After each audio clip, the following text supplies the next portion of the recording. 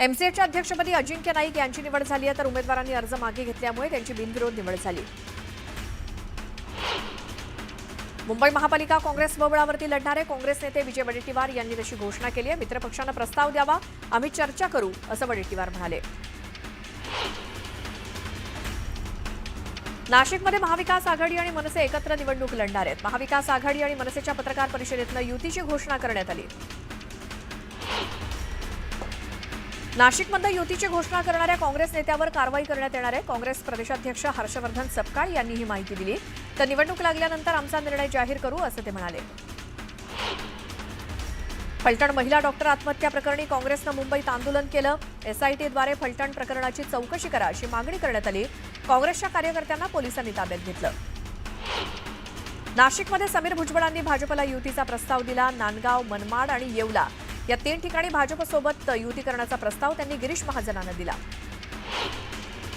खेडमध्ये सूर्यकांत दळवींनी वैभवी खेडेकरांचा भावी नगराध्यक्ष म्हणून उल्लेख केला. भाजप आणि शिवसेनेमध्ये युतीची चर्चा असताना दळवींनी खेडेकरांच्या नावाचा उल्लेख केला. त्यामुळे वैभवी खेडेकरांनाच उमेदवारी मिळणार असल्याच्या चर्चांना उधाण आलंय. बीडच्या आष्टीमध्ये भाजपला मोठा धक्का बसलाय. भीमराव धोंडे राष्ट्रवादीमध्ये पक्षप्रवेश करणार आहेत. अजित पवारांच्या उपस्थितीत उद्या पक्षप्रवेश सोहळ्याचं आयोजन करण्यात आलंय. नागपूरमध्ये ठाकरेंच्या शिवसेनेला धक्का बसलाय. दीपक कापसेंनी काँग्रेसमध्ये पक्षप्रवेश केलाय. दरम्यान मोठ्या संख्येनं कार्यकर्त्यांनी काँग्रेसमध्ये प्रवेश केला.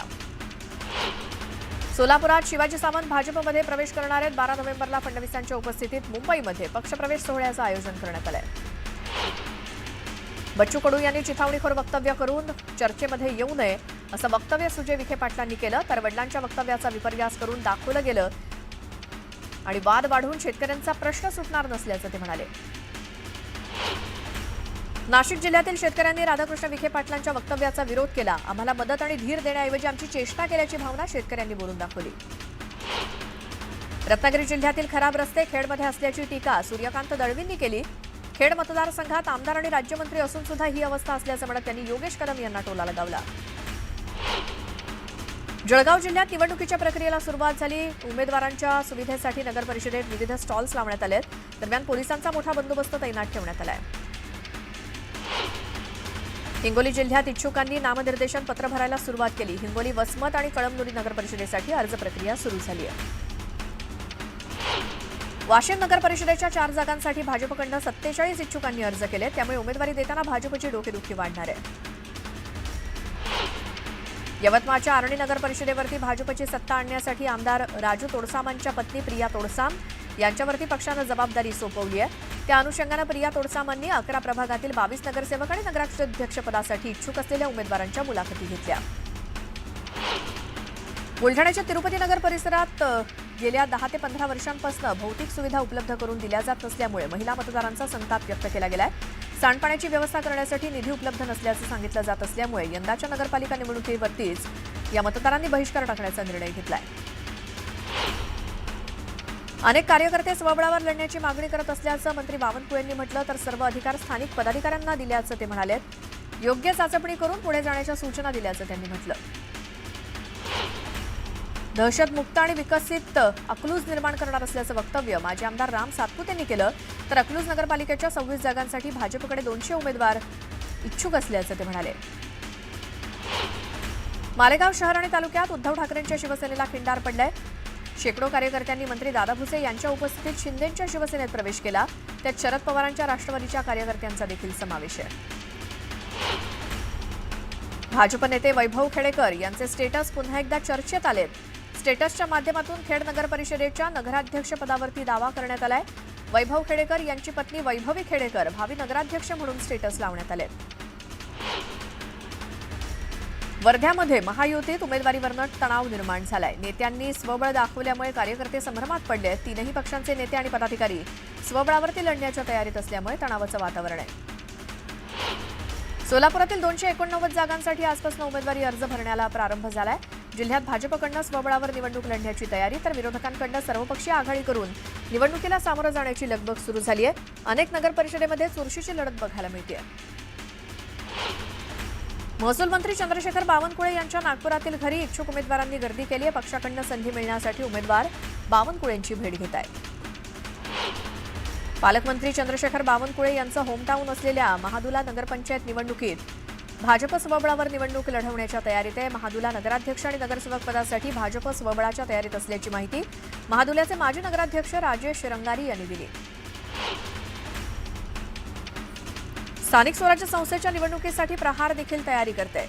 ईव्हीएमचा घोळ या निवडणुकीत नसला पाहिजे असं बच्चू कडू म्हणाले. निवडणूक आयुक्तांना नोटांची गड्डी मिळाली असेल, त्यामुळे सर्व गोंधळ सुरू आहे अशी शंका बच्चू कडूंनी व्यक्त केली. तळेगाव नगर परिषदेच्या निवडणुकीत आमदार सुनील शेळके यांनी भाजपचे संतोष दाभाडे यांची तळेगाव नगराध्यक्षपदासाठी उमेदवारी जाहीर केली. राष्ट्रवादीच्या आमदाराकडून भाजपच्या कार्यकर्त्यांची उमेदवारी जाहीर झाल्यामुळे अनेकांच्या भुवया उंचावल्यात.